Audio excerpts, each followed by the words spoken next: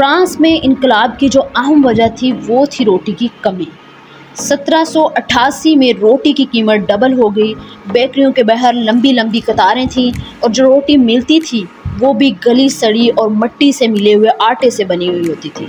روٹی کے لیے قتل ہونے لگے، غریبوں نے امیروں کے گھر پر حملے کرنے شروع کر دیے اور گندم کے سٹاک والی جگہوں پر بھی حملے ہونا شروع ہو گئے۔ ہر طرف لوٹ مار اور خون خرابہ ہونے لگا، عوام اور حکومت میں کشیدگی پیدا ہو گئی۔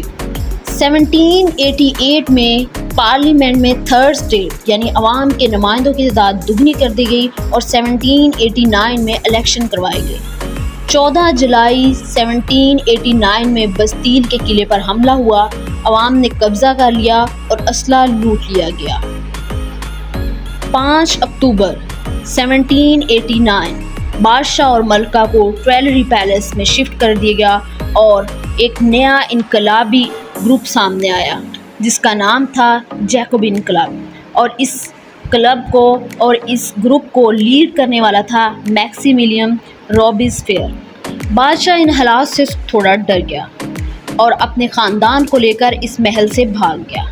بادشاہ کو بعد میں پکڑ لیا گیا اور بادشاہ کی اس حرکت پر اسے غدار قرار دیا گیا اور یہی وجہ بادشاہ کو گیلوٹین تک لے جانے کی وجہ بنی۔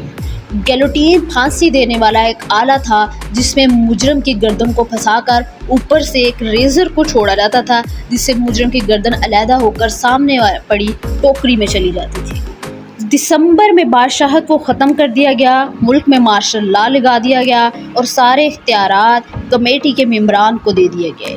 اس دور میں گیلوٹین کا بہت استعمال ہوا، بہت سے بے گناہ لوگوں کو اور گناہگار لوگوں کو اس گیلوٹین سے گزرنا پڑا، مگر بھوک اور غربت نے ابھی بھی اپنی جگہ نہیں چھوڑی تھی۔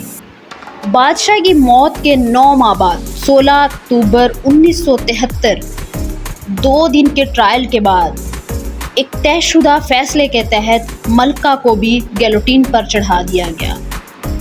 روبسپیئر جو اب حکومت کو لیڈ کر رہا تھا، اس نے اپنے ہی کنونشن کے کچھ لوگوں کو غدار قرار دیا گیا اور پھر اسی کنونشن کے لوگوں نے روبسپیئر کو غدار قرار دے کر اسی گیلوٹین کا درد برداشت کروایا۔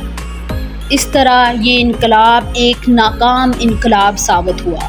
9 نومبر 1799 کو حکومت کا تختہ الٹ دیا گیا اور یہ تختہ الٹنے والا کون تھا؟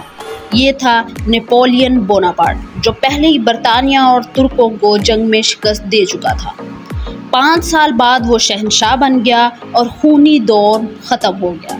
اس انقلاب نے فرانس کو اور تو کچھ نہ دیا، لیکن فرانس اور یورپ کو انسانی حقوق اور جمہوریت کا ایک ماڈل دیا جو آج بھی چل رہا ہے۔ یہ ہے فرانس کی ہسٹری اور فرانس کی ریولیوشن، اور اس کے اور ویڈیو دیکھنے کے لیے ہمارے چینل کو سبسکرائب کریں۔ Thank you.